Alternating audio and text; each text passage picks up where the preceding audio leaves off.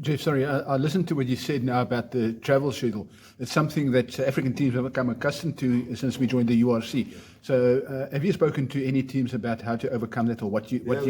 When I was obviously from being with Australia and flying over there and being in Super Rugby, when you fly to Fiji, etc., they've become accustomed to it, but there was no need for us to fly through Joburg on the way here or way there. Why not get the direct flight? I think the organising from EPCR to help me out here was, we went back to them repeatedly, told there was nothing to do. It took 2.5 months and eventually came up with other options 2.5 months later. So even without us getting the flight cancelled, I think it was poorly organised. Yeah. And without having performance at front of mind. Yeah. Without any doubt. I don't know that we performed well, but we arrived very late on Wednesday evening after 51 hours travel. I mean, I was wrecked. I felt really tired, so I felt for the players the next day. Yeah, it wasn't ideal, but I think what it has shown is that we can be adaptable.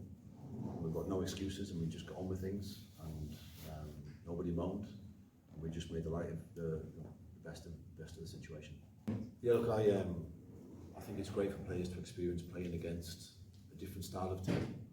And I actually think when I was in Super Rugby back in the day, the contrast for being an Australian, you play against a New Zealand team, an Australian, South African team, and it was great.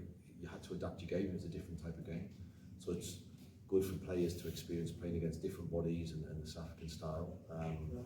But yeah, first that's important. It's just planning around the travel for me is really important, and what game comes before and what game comes after.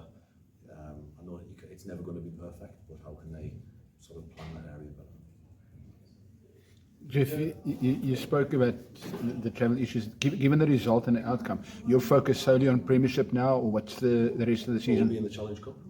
So we'll be in the Challenge Cup. We're top of the table in the Premier Cup, which was a chance where these lads actually did establish themselves at the start of the season, and then we'll go. Yeah, I don't really focus on comps. I very rarely speak about winning with the players. We speak about performing and what it takes to perform and how we compete on the training field, because I honestly believe that's the best way to then get results. But obviously, with the way I rested some players for this game, there is half an eye on Queen's away.